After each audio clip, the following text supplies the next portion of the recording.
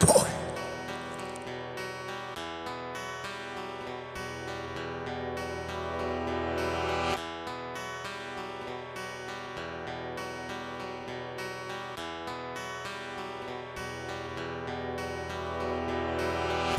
I shake into consciousness as if I was asleep, dark kissing dark because my eyelids are pressed down, but not in pain, no need for a peep. Hands move when my whole body does, but no clean noise means no chain. No mount when I rock left and right until I fall, letting my shoulders absorb any remaining sound. My legs are able to wiggle, so I kick until what was loop slid off. I bend my knees so my arms can transfer from back to front, stomach pierced with a force of weight, leaving my swollen mouth to cage a cough, only to hear a man yelling, "You know what we want."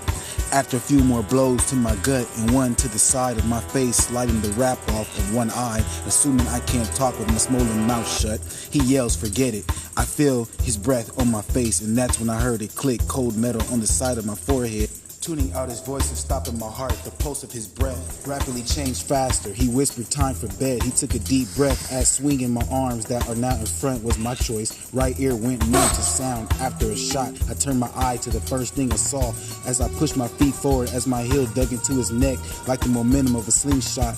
One hand holding his windpipe as the gun was facing up like it was a habit for someone who likes to sneak against the wall. I slid the cloth off my other eye with tight hands and gripped the leg of the chair and swung it at him in the motion of the tetherball, buying 2 seconds of distracting his aim concentration. I grabbed his wrist with both hands while his arm was extended and clutched all the weight into my leg and kicked his elbow inward in the fastest, deepest meditation.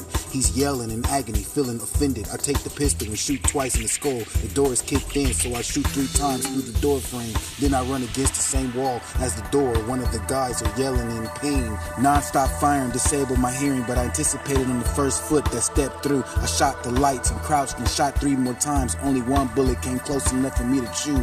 Heavy breathing by the door while the guy with the same voice who was yelling in pain is now asking the other guy, "Did he get me?" Then he yelled, saying something I can't see. According to the clogged breathing the guy was making, I'm guessing he couldn't answer because of a punctured lung. I was able to see the guy with the voice because the light in the hallway he was waiting in left his shadow sticking out like a bad tongue. I crawled low on the floor and stuck my head out at the same time as kicking for a quick push. While my arms was fully reached out, I pulled the trigger 3 times but only 2 came out. He hit the floor firing. I rolled out of the way while his pain ignored his bullets retiring. 3 clicks away from me running towards him, lunging against the hallway wall. I kicked him over till his back hit flat on the floor. Disregarding his attempts to swing, I slide one fist slightly ahead of the other as much as possible. All with all force, I repeatedly smash my knuckles until his face pours and his bones scream. Well, his bones never screamed and his face resembled smashed Play-Doh. Forgetting to stop because my hands lost its feeling as if I was wearing brass metal. Searched his pockets to only find a lighter and a box of cigarettes and an ID card that must be the key for access. I grab all 3 as I limp to the end of the hall. I slide the wrap off my swollen mouth.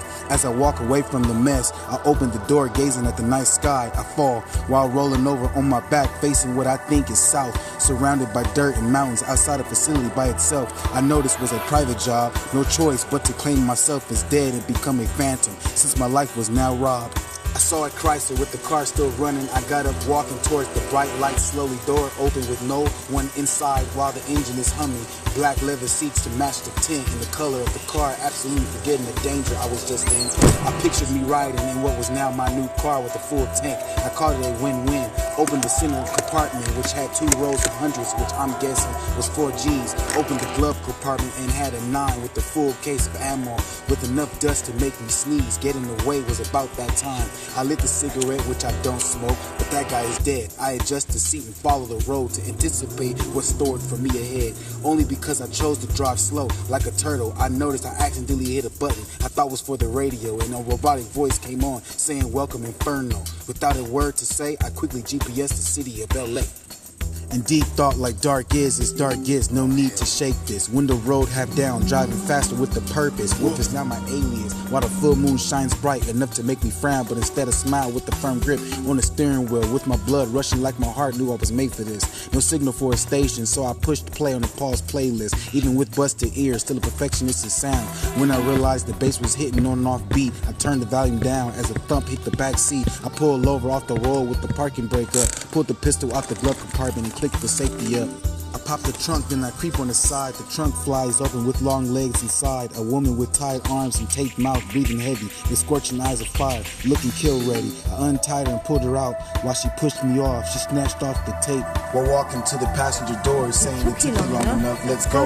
We're on call, so I closed the trunk and ran back to the driver's seat. Before I can close the door, she said, I'm glad you're awake, but there's no time for stall. I put the car in gear after releasing the brake, and she looked at me and said, you have bad nerves. I see you got the shakes. She reached under the seat, making me nervous, and pulled out a safe box with a revolver and rolled blunts and said, can you drive and wake and bake? I nod yes, as she lit it, puffed and passed like she never had a day that she was late. That's when the truck hit us from behind with the word Inferno on the plates.